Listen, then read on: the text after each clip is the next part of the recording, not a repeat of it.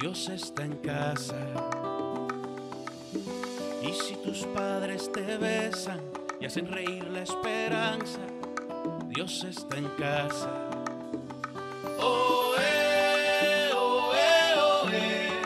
Canta conmigo, mi hogar es fuerte. Si en el hogar hay ternura, en las palabras habladas, Dios está en casa. Y junto con la familia le alabamos y exaltamos, Dios está en casa.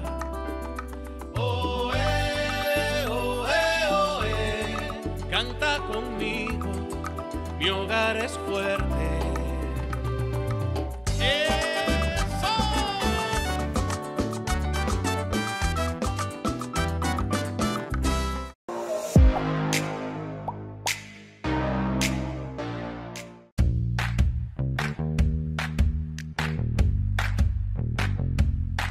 Hola amiguitos, y aquí estamos una vez más para compartir con ustedes en nuestra sección. Sí, chicos, ¿y saben de qué estaremos hablando hoy? Pues claro, estaremos compartiendo de lo ocurrido hace más de 2000 años atrás, cuando Jesús fue crucificado. ¿Alguna vez te has preguntado por qué la Semana Santa no tiene fecha específica? ¿Sabías que la variación entre marzo o abril depende de la luna, el satélite de la Tierra? ¿Qué tanta importancia tiene? Miren, según la tradición cristiana, Jesús murió en la cruz en una noche de luna llena. Es por eso que en el año 325 después de Cristo, la Iglesia dictaminó que el domingo de resurrección sería el primer domingo después de la primera luna llena que siguiera al equinoccio de primavera. Gaby, ¿qué te parece si le contamos a nuestros amiguitos lo ocurrido cada día de la última semana cuando Cristo estuvo en la tierra? Me parece una magnífica idea. Miren, la Semana Santa comienza como el Domingo de Ramos.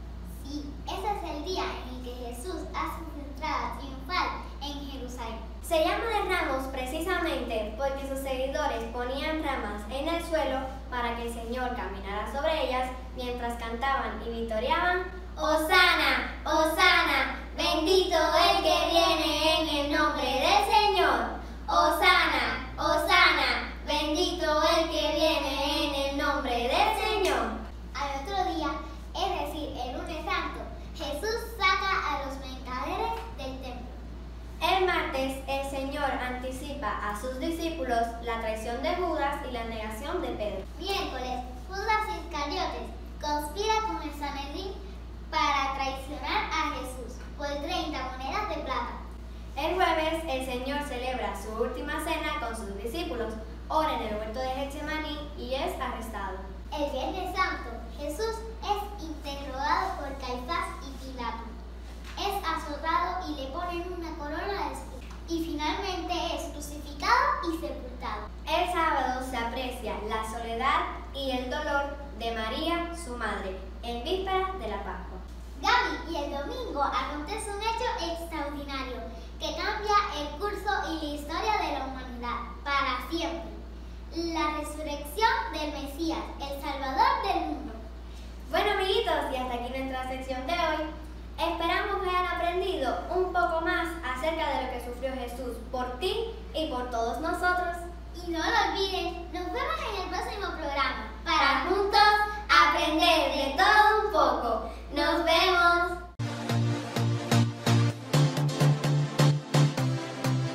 El Evangelio de Marcos es un libro de la Biblia sobre la vida de Jesús. La tradición más antigua y confiable nos dice que fue escrito por un hombre llamado Juan Marcos. Marcos no simplemente tomó al azar un montón de historias acerca de Jesús y las puso juntas. Él diseñó este libro para abordar algunas preguntas muy específicas acerca de si Jesús era o no el Mesías judío. Paremos ahí, porque este es un término con el que muchas personas, como yo, no están familiarizadas. El Mesías era una figura de un rey, en ocasiones llamada el Hijo de Dios, que Israel estaba esperando para venir y establecer un reino aquí en la tierra.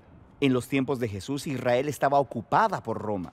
Muchos judíos estaban esperando que el Mesías viniera, expulsara a los romanos y gobernara como rey. Pero Jesús no expulsó a los romanos. De hecho, ellos lo mataron. Esto nos trae al punto exacto al que Marcos quería llegar en su libro. En la primera mitad, él se concentra en quién es Jesús. ¿Es él realmente el Mesías? En la segunda mitad, él aborda cómo Jesús se convirtió en el rey mesiánico. Justo en el medio del libro está una historia fundamental que une las dos mitades y en la que Jesús responde ambas preguntas. Ok, hablemos de la primera mitad del libro. ¿Quién es Jesús?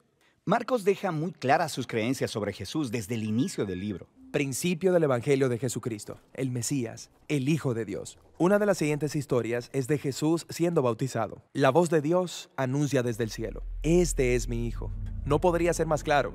Está presentando a Jesús como el Mesías. Sí, pero mientras lees la primera mitad de Marcos, notarás que algo realmente interesante comienza a suceder. Jesús anda sanando a todas estas personas y constantemente les dice que mantengan el secreto de quién es Él.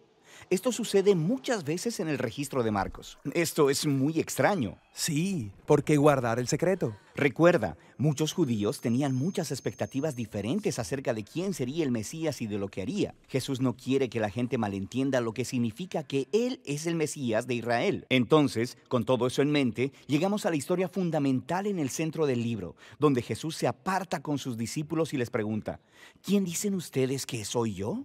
Pedro le dice lo que todo el mundo ha estado diciendo: tú eres el Mesías, el Hijo de Dios. Pero luego sucede algo nuevo, porque Jesús comienza a explicarles cómo es que Él se convertiría en el rey mesiánico. No es lo que ellos esperaban. Él dice que sufrirá y morirá, y gobernará convirtiéndose en un siervo, o en sus propias palabras: el Hijo del Hombre no vino para ser servido, sino para servir y para dar su vida en rescate por muchos. Pedro se sobresalta al escuchar esto. Él reprende a Jesús porque no hay forma en que él dejará que Jesús muera. Jesús le responde: quítate de delante de mí, Satanás. Algo verdaderamente intenso. Realmente lo es, pero resalta lo importante que era para Jesús que sus discípulos entiendan quién Él realmente es. Y entonces, aquí en esta sección fundamental, Jesús trata de tener esta conversación con ellos en 3 diferentes ocasiones. Cada vez, ellos responden confusos y con miedo. Ok. Esto nos lleva a la segunda mitad del libro, donde Marcos aborda la pregunta sobre cómo Jesús se convierte en el rey mesiánico. Es la última semana de la vida de Jesús. Él va a Jerusalén, entra en conflicto con los líderes religiosos y es arrestado. Lo llevan a juicio como alguien que está pretendiendo ser el rey de los judíos. Hasta le dan una corona y una capa púrpura, como las de un rey, pero todo es un chiste cruel. Luego se burlan de él. Lo golpean y lo cuelgan de una cruz, donde muere.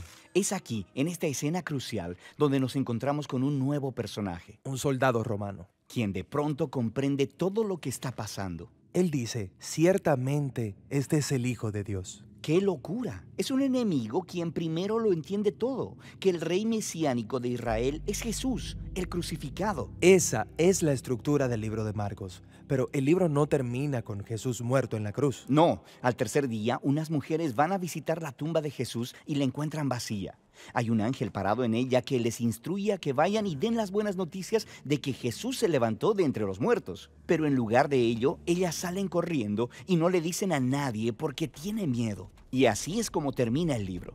Lo cual es un final abrupto. Sí, es tan abrupto que escribas posteriores le agregaron un final que da cierre a la narración. Encontrarás que esa porción en tu Biblia tiene una nota al pie que indica que fue añadido mucho tiempo después. Pero Marcos es un narrador brillante. Él intencionalmente concluyó el libro de manera abrupta. A través de todo el libro, los discípulos han estado confundidos con el plan de Jesús de entregar su vida, con la historia en medio del libro y ahora con el final. Y es como si Marcos estuviera reconociendo cuán abrumadora es esta declaración de Jesús. Él quiere que tú, el lector, luches con ella por ti mismo. ¿Es este Jesús crucificado el Mesías que han estado esperando?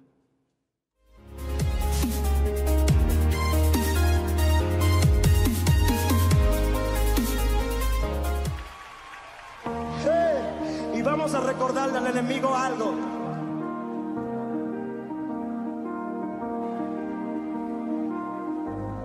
La piedra se movió, la tumba vacía está. De entre los muertos salió el maestro para reinar. Su palabra cumplió. Él se levantó de entre los muertos, al tercer día resucitó. algo. La muerte Él venció, con poder se levantó, nos dio la salvación, resucitó, resucitó. El Cordero fue inmolado, vivo está, vivo está. El Cordero fue inmolado, vivo está, vivo está. La tierra se movió, la tumba vacía está. De entre los muertos salió el Maestro para reinar. Su palabra cumplió. Él se levantó. De entre los muertos al tercer día resucitó. La muerte Él venció, con poder se levantó, nos dio la salvación, resucitó, resucitó. El Cordero fue inmolado, vivo está, vivo está. El Cordero fue inmolado, vivo está, vivo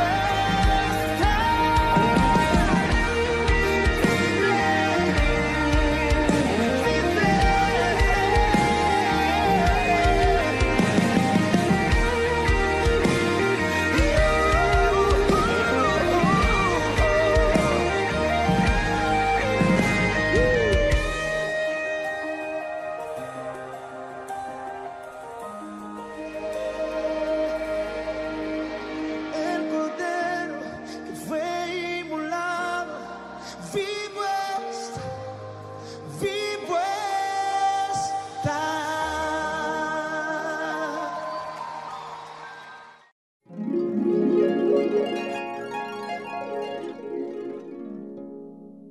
Hola, ¿qué tal? En el programa de hoy estaremos celebrando la Semana Santa, o también conocida como la Semana de la Pasión. Pero, ¿sabes realmente el significado que tiene para nosotros los cristianos y los eventos que ocurrieron? Para eso, te invito a que continúes con nosotros. Los israelitas celebraban varias fiestas al año. Una de ellas era la Pascua, donde recordaban y celebraban la protección que Dios les dio a los primogénitos de Israel durante la última plaga. Ellos habían sido instruidos para pintar los marcos de sus casas con la sangre del Cordero, protegiéndolos del ángel de la muerte. Y además celebraban la liberación de la esclavitud egipcia.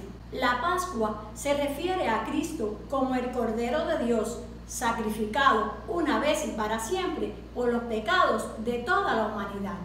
Así que la Semana Santa, o la Semana de la Pasión, es la conmemoración anual cristiana de la pasión, muerte y resurrección de Jesús de Nazaret, o lo que es lo mismo, sus últimos días. Es una escena terrible. Una mujer parada en la colina ruidosa contemplaba cómo su hijo moría. La madre era María, que estaba cerca de Jesús, donde estaba clavado en una cruz. ¿Cómo es que Jesús terminó su vida de una manera tan horrible? ¿Cómo el Padre permitió que muriera en la cruz? ¿Se había equivocado Jesús de quién Él era? ¿Falló Dios? No, Dios no falló. Y Jesús no estaba equivocado, porque Él sabía que sería matado por hombres crueles. Y entonces, ¿cómo pasó todo esto? Nos narra la Biblia que el primer día de la semana Jesús entró a Jerusalén montado en un pollino. Las multitudes ponían sus mantos y cortaban ramas de los árboles y la ponían a medida que pasaba, clamando: «Hosanna al Hijo de David, bendito el que viene en el nombre del Señor», dando cumplimiento a la profecía de Zacarías 9:9, que dice así: Alégrate mucho, hija de Sión, da voces de júbilo, hija de Jerusalén. He aquí tu rey vendrá a ti, justo y salvador, humilde y cabalgando sobre un asno, sobre un pollino, hijo de asna. Y otros que estaban allí eran los líderes, que estaban muy enojados con Jesús, porque éste no reprendió a la multitud, afirmando ser así el Mesías prometido de Israel, el Hijo de Dios. Y el pueblo, ¿saben qué quería realmente? Que Jesús se convirtiera en su rey terrenal, que los librara de la opresión romana. Pero, ¿realmente Jesús vino para ello? Espera y verás.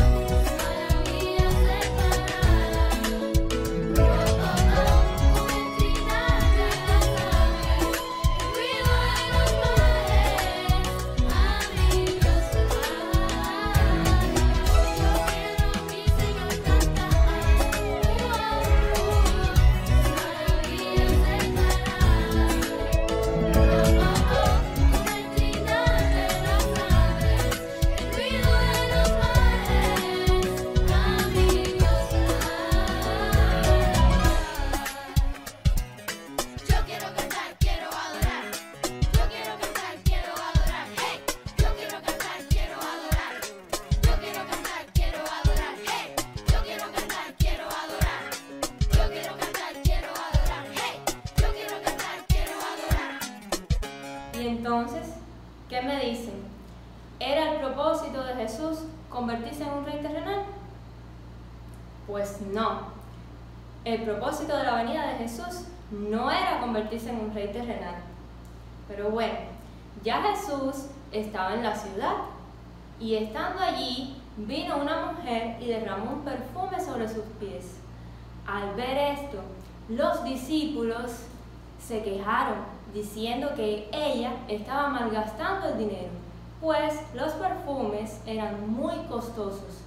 Pero Jesús les dijo que esta mujer había hecho una buena obra, pues lo había hecho para su entierro.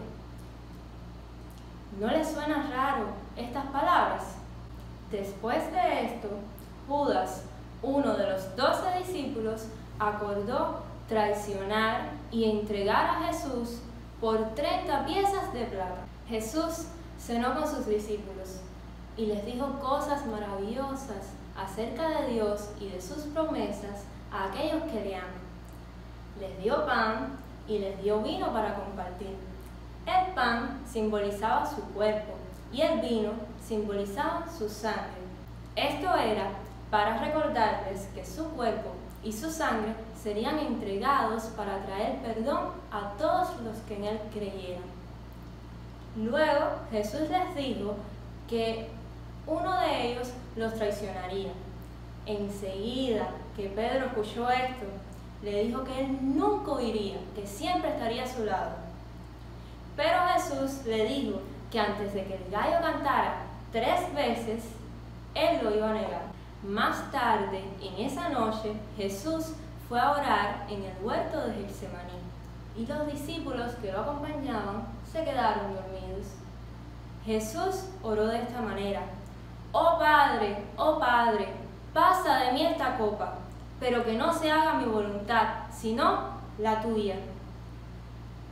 Pronto se sintió el ruido y una gran multitud que llegaba a ese lugar. La multitud estaba siendo guiada por Judas. Enseguida tomaron a Jesús y lo arrestaron. Jesús no se resistió, pero Pedro le cortó la oreja a un hombre. Jesús calladamente fue, le tocó la oreja y enseguida sanó. Jesús sabía que este arresto formaba parte del plan de Dios. La multitud llevó a Jesús a casa del sumo sacerdote y allí los líderes judíos dijeron que Jesús debía morir. Pedro miraba desde cerca y 3 personas se le acercaron y le preguntaron: ¿no eras tú el que andabas con Jesús? Y Pedro 3 veces, tal y como Jesús le había dicho, lo negó. Y en eso cantó un gallo. Era como la voz de Dios recordándole a Pedro las palabras de Jesús. Pedro lloró amargamente y Judas también lo sentía. Él sabía que Jesús no era culpable de ningún crimen o pecado. Él trató de devolver las 30 piezas de plata, pero los sacerdotes no las aceptaron. Judas tiró la plata al suelo, salió y se quitó la vida. La multitud llevó a Jesús ante Pilato y éste les dijo que no encontraba crimen alguno por el cual condenarle. Pero esta multitud que antes le aclamaban, ahora gritaban: ¡crucifícale, crucifícale! Y al final Pilato cedió y Jesús fue condenado a muerte. Los soldados golpearon a Jesús, escupieron en su cara, le azotaron, hicieron una corona de espinas y se la pusieron en la cabeza. Luego lo clavaron en una cruz. Jesús sabía que debía morir y que su muerte traería perdón a todas las personas que creyeran en él. 2 criminales fueron crucificados junto con él. Uno de ellos le aceptó y fue al paraíso. Luego de horas de sufrimiento, Jesús dijo: consumado es, y murió. Unos amigos lo enterraron y los soldados romanos sellaron la tumba e hicieron guardia frente a ella. Nadie podía entrar ni salir. Si la historia terminara aquí, qué triste sería, ¿verdad?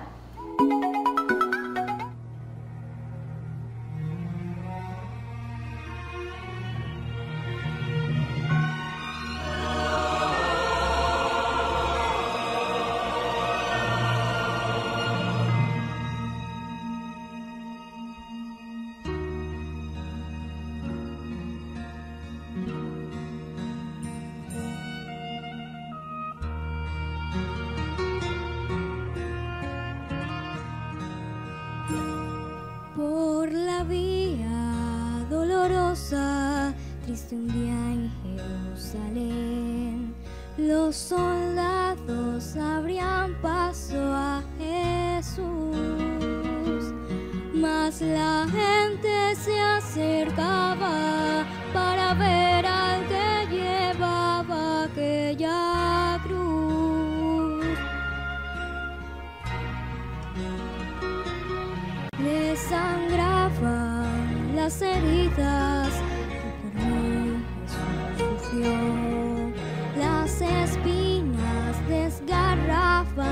su piel, pero más inmenso fue su amor por quienes él iba a morir.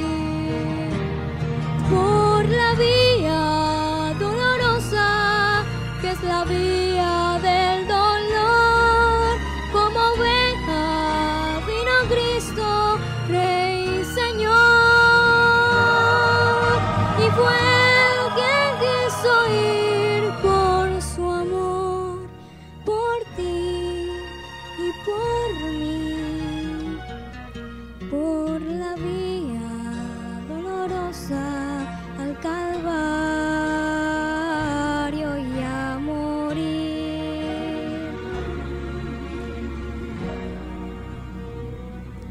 Cargando su cruz a cuestas, el Señor Jesús subió a la cumbre del Calvario con valor.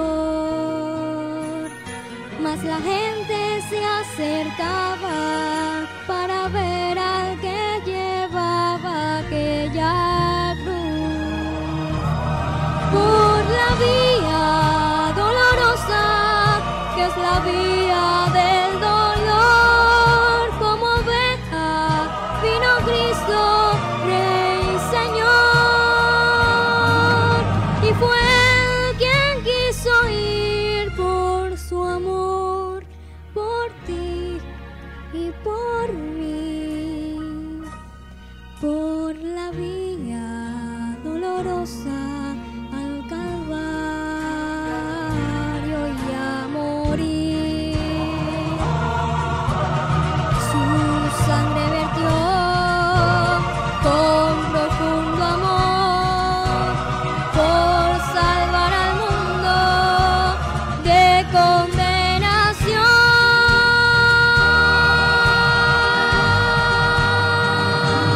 Por la vía dolorosa, que es la vía del dolor, como oveja vino Cristo, Rey y Señor, y fue él quien quiso ir por su amor, por ti y por mí, por la vía dolorosa al Calvario y a morir.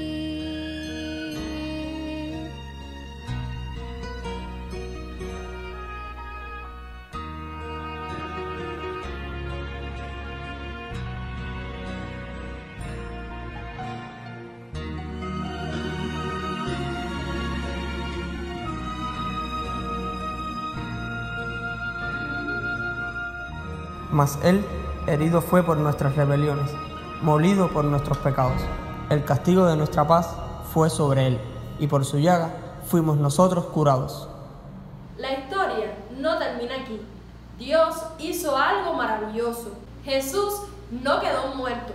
Temprano en la mañana del primer día de la semana, algunos de los discípulos vinieron a ver a Jesús, y cuando miraron dentro del sepulcro, Jesús ya no estaba. Una mujer quedó llorando amargamente al lado de la tumba. Pero ¿saben qué pasó? De repente se le apareció Jesús y ella volvió gozosamente para contarle a todos lo que había sucedido. Más adelante también se le apareció a los discípulos y todos decían: Jesús está vivo, Jesús ha resucitado. Era verdad, Jesús estaba vivo. Y pronto perdonó a Pedro y le mostró a los discípulos las manos cicatrizadas por los clavos. Jesús le dijo a sus discípulos que contaron todo acerca de él. Y pronto volvió al cielo, de donde había venido aquella primera Navidad. Esta historia bíblica nos cuenta acerca de un Dios maravilloso, quien nos creó y quiere que tú le conozcas. Dios sabe que todos nosotros hemos hecho cosas malas, a lo que Él llama pecado. Jesús vino a la tierra para morir por esos pecados y salvarnos de toda maldad. Por eso fue capaz de sufrir tanto y ser castigado en una cruz hasta la muerte. Luego Jesús resucitó y volvió a su hogar en el cielo.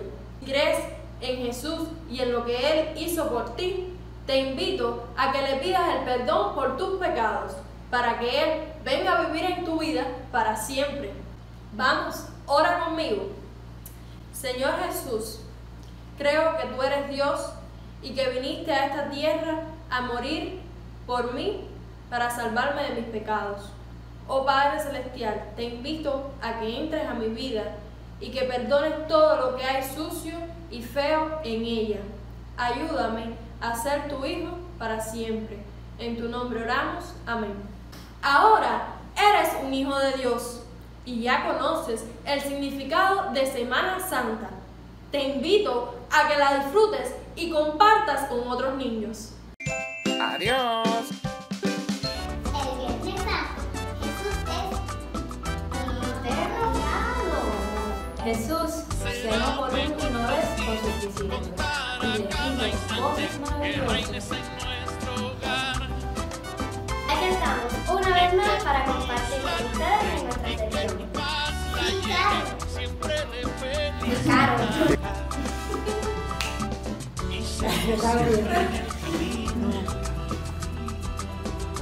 Y pronto volvió al cielo de donde Y aunque